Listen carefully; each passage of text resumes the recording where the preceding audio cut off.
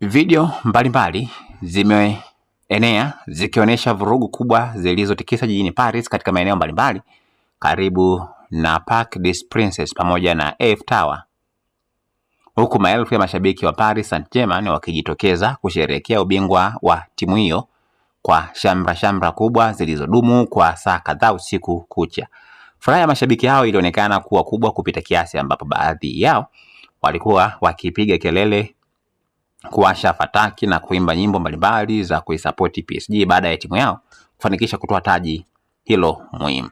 Hata hivyo, hali ilianza kubadilika baada ya baadhi ya mashabiki kuanza kufanya vurugu katika mitaa mbalimbali ya jiji hilo, huko video zikionyesha makundi ya watu yakikabiliana na vikosi vya polisi ambao walikuwa wameimarisha ulinzi katika maeneo yenye mikusanyiko mikubwa. Mashabiki hao walionekana wakirusha baruti, fataki pamoja na vitu mbalimbali kuelekea kwa polisi, hali iliyosababisha taharuki kubwa katika baadhi ya maeneo maarufu ya Paris yaliyokuwa yamejaa watu wengi waliokuwa wakifuatilia sherehe hizo ambazo zilikuwa zikiendelea katika maeneo tofauti. Kwa upande wao, polisi walilazimika kutumia mabomu ya machozi pamoja na mbinu nyingine za kudhibiti umati ili kuwatawanya mashabiki waliokuwa wakizidi kwa wakali. Moshi mkubwa ulionekana kutanda katika baadhi ya mitaa karibu na maeneo ya sherehe, huku pia magari ya polisi na vikosi vya usalama vikionekana kuzunguka kwa kasi kujaribu kurejesha hali ya utulivu, huku baadhi ya mashabiki walikimbia ovyo na wengine wakiendelea kushangilia licha ya hali ya sintofahamu iliyokuwa ikiendelea katika jiji hilo.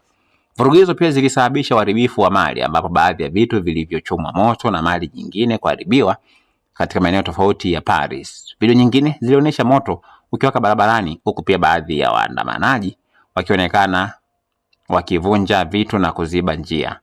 Hali hiyo iliyolazimu baadhi ya wananchi pamoja na watalii waliokuwa karibu na eneo la Eiffel Tower kuondoka haraka kutokana na hofu ya kuongezeka kwa vurugu hizo ambazo zilitokea ghafla wakati wa sherehe za ubingwa. Matukio haya yaliripotiwa kwanza kabla ya mchezo kumalizika na kuendelea hata baada ya Paris Saint-Germain kutangazwa rasmi kwa mabingwa, huku mamlaka za usalama zikiendelea kufuatilia hali hiyo kwa ukaribu zaidi ili kuweza kuhakikisha utulivu na rejea katika maeneo yote yaliyoathirika. Pamoja na vurugu hizo, maelfu ya mashabiki waliendelea kusherehekea mafanikio ya PSG, lakini usiku huo uliendelea kugubikwa na taharuki, moshi wa mabomu ya machozi pamoja na vurugu zilizotoka hisia za watu wengi ndani na nje ya Ufaransa. Usiache kusubscribe channel yetu ya YouTube ambayo inasomeka Dodoma TV. Dodoma.